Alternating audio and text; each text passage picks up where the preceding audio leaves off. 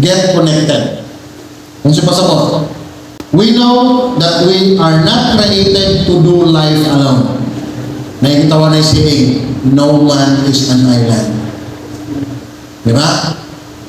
Getting connected, it means building relationship with others. If you don't know where to start, a great first step is getting into a life group. Diyan pa sa mga, kinibit ang mga fellowship, fellowship. Kung yun ang na-appreciate, ako ng tama.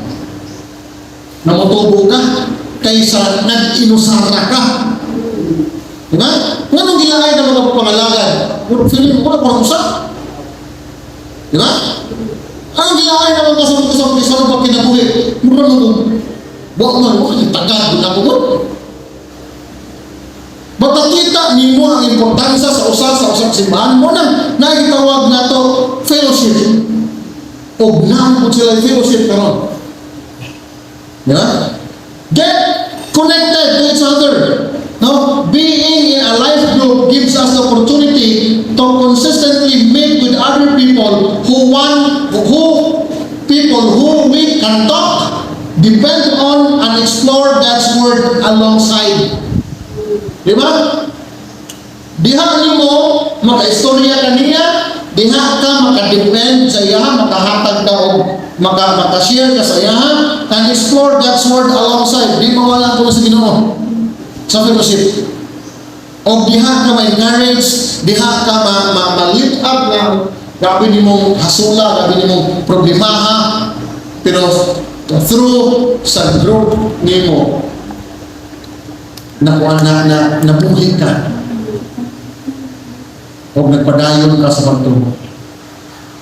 Dili ka mabuhi kung ikaw lang. You need people, someone na makatabang mo sa mga para matubok ka. Get connected. Ikatulog, start serving. Anong gilaay mo ka? Kung magandog. Anong gilaay mo ka sa musulong magkinabuhi? Laay naman.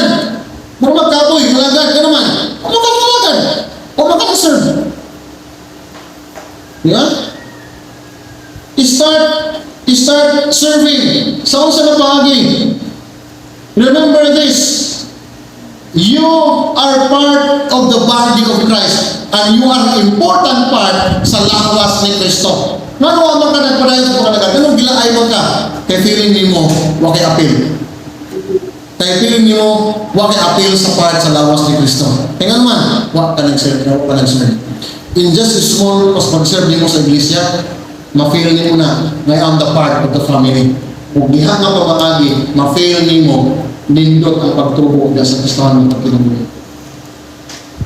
Because, nag-serve ka. Daghang pumaagi nga makaserve ka. Ha? Daghang pumaagi nga makaserve ka diha sa Ginoo. I know, kabalo ka ini sa paagi nga makaserve ka diha sa Ginoo. And usa sa maagi nga mamutubo ka diha sa Ginoo, sugdi ang pag-serve diha sa Ginoo. Involve unsa ang bulaton sa Ginoo. Unay mga bulaton involved. Naay mga usap na diha, imuunon sa church involved. Naay mga partisunon involved. Simple. Diba? Unang laay ang gusto mo pagkinabuhay naman. Wala ka rin ito. But, ang pagtubo, isang kamaagi ng pagtubo, you have to start serving sa mga ministry ng isamon sa Ginoo. And usa sa mga importante mo kini, basa sa pulong sa Ginoo. Kumusta ang inyong Bible reading?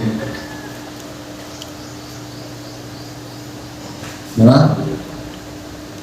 Kita ninyo ang warning ni Peter. Pagbantay mo. Beware. O connected siya sa grow. Kaya naman, kung di ka magbantay, di ka magtubo. Diba? Kung di ka magbantay, di na makasunod nga pagtulunan nga pag-uni mo, kay wala ka nakabasa, mawala ito. Sakto po. Sakto po. Ilang gingon? Yan naman. Kaya wa ka nagbasa. Wa ka nagtuon. Kung mga na panahon mo, abli o Biblia, basa o Biblia, kung panahon, nahap-hap na. Lamig na ibasa. Samtang nipon pa, wa na ibasa. Ingon sa ingon sa ingon sa Ginoo matong Joshua, do not depart from this law sa inyong kinabuhi. Meditate on it day and night. The word meditate pamalandungi ang matagpulong sa Ginoo. Wala masabot nga basa lang ka, plainly reading, but read with understanding. Na tulgon ang gusto gusto. Nabog salida, di katulgon. Ha? Pag mo pagtuon sa inyong pag-eskwela, di katulgon. And how can we grow spiritually? Kung mauni na itong pagtanaw sa pulong sa Ginoo. Peter encouraged us, grow in grace in the knowledge of our Savior Jesus Christ. Sa unsang paagi, practical ways, read your Bible. And last thing, talk to God. Pray. Kumusta itong pagkampo? Kumusta yung prayer life? This is a practical way. How can we grow diha sa Ginoo? Ingon ni Peter, but grow in grace. Kini nga mga practical ways sa grasya sa Ginoo mahimo ni siya.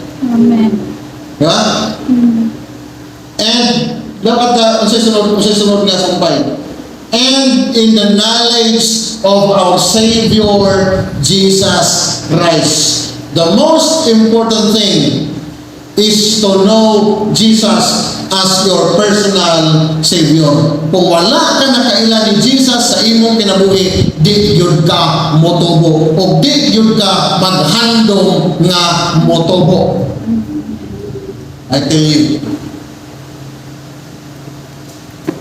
unang, the most important thing is to know Christ personally sa imong kinabuhi. Kung kaila ka sa imong gingalagaran, kung kaila ka sa imong gisimba, mo resulta na sa imong pag-alagad diha niya. Kung gusto ka, motubo diha kaniya. Example, kung kabalo ka sa imong goal na mauning imong ganahan, gamitan mo, mudupot ka kung unsa nga subject na sabihin, mauna ang imong rason nga mo graduate ka. Maningkamot ka sa pagka-eskwela, aron kay mauni ang rason nga mo graduate ka. Same principle. Kung mauni ang rason, kung mauni ang gihatag na prinsipyo gihatag sa Ginoo, while waiting ang makabot nato someday while waiting sa iyang isaag nato, while waiting for His return, gitagaan niya guidelines, gitagaan niya warning, gitagaan niya og encouragement that someday dili gusto sa Ginoo nga maluya ka o dili ka ligon sa iyang pagbalik. That someday sa iyang pagbalik makita kaniya nga nagtubo o nangalagad diha kaniya. Ligon ako ang gustuhanong paglaom sa pagbalik sa Ginoo, paghinumdom sa pagbalik, ang pagbugal-bugal sa iyang pagbalik, ang pagkasigurado sa pagbalik sa Ginoo, ang pangitabo sa pagbalik sa Ginoo, ang pagkinabuhi samtang kapaabot sa pagbalik sa Ginoo. This all verses from verse 1, verse 13, verse 14 down to verse 16 mauni ang mga kamatuoran nga atong natunan. And as you wait for this truth na mahitabo nga moabot sa pagkinabuhi, gitudloan ta niya sa pagkinabuhi nga balahan ng Dios nun. Kinabuhi nga nung pagpamalandong, kinabuhi nga nagatubo biha sa iya naggrasya. Makita niyo, I don't know kung nakita niyo ang picture sa whole chapter, sa chapter 3. Naghisgot siya sa pagbalik sa Ginoo. ug gitudloan ta niya sa pagkinabuhi samtang gapaabot sa pagbalik sa Ginoo. Unsa man ang kinabuhi? Kinabuhi nga balaan ng Dios nun, kinabuhi nga ngunit pagpamalandong, kinabuhi nga nagatubo diya sa iya nga grasya.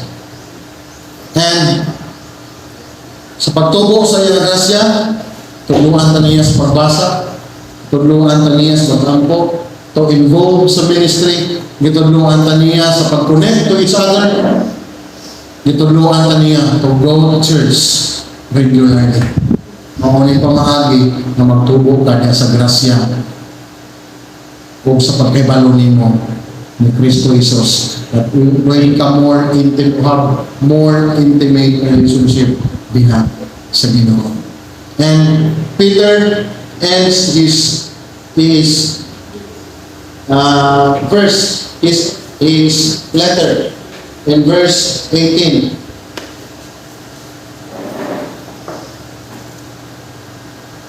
Ngunit, pagpadayon Ginoo kamo pagtubo diha sa grasya sa kaibalo sa tong Ginoo ang luwas sa Kristo. Kay iya man ang tanan dungog hangtod sa kahangturan. Amen. He closed his letter sa usa ka kamatuoran na everything may tabok someday ang himaya ug dungog sa iya halayon ug sa umaabot diha ni Kristo Jesus. Mga Kristohanon, sa magapagod kita sa iyang magbalik, padayon ta sa pagtubo diha kanila. Amen?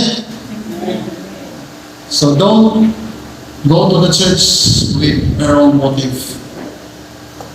Continue to read your Bible. Praying is important. Stay connected with others, with other people. Makatabang ang inyong matulog na. Salamat sa Ginoo sa kaalam. Ngayon di pahulam. Ngayon gasagasa sa Ginoo ang mga butang atong natunan, atong ma-aplikar, atong mahimong suga samtang galataw kita padayon o pangalagan diya sa Ginoo. Let us pray. Father, salamat sa mga pulong. Salamat yung Ginoo sa pag-uban nimo sa journey sa gatuon kami Ginoo sa Book of Peter, from 1 Peter to 2 Peter. Ug salamat yun amahan sa mga uban ka na mo paghatag sa kaalam na mo Ginoo masakta na mo ang mga puno. And Lord, ikaw ta Ginoo ang himaya sa amo na pagtuon niini ug ang mga prinsipyo gikan niini Ginoo maplikad yun sa among kinabuhi. Lord, unsa man prinsipyo na imong ihatag na mo Ginoo sa next Sunday, help us Lord, and personally Ginoo, tagay kong kaalam sa pagpili o lahat po Ginoo mga prinsipyo, libro o book Ginoo sa imong mga pulong na among pumatunan na mahimo na mo nga isubay sa ingon niya paagi Ginoo makatubo gyapon ng espirituhanon ng pagkinabuhi. Salamat sa tanan Lord, ang imay mo kanimo lang sa Jesus. Amen.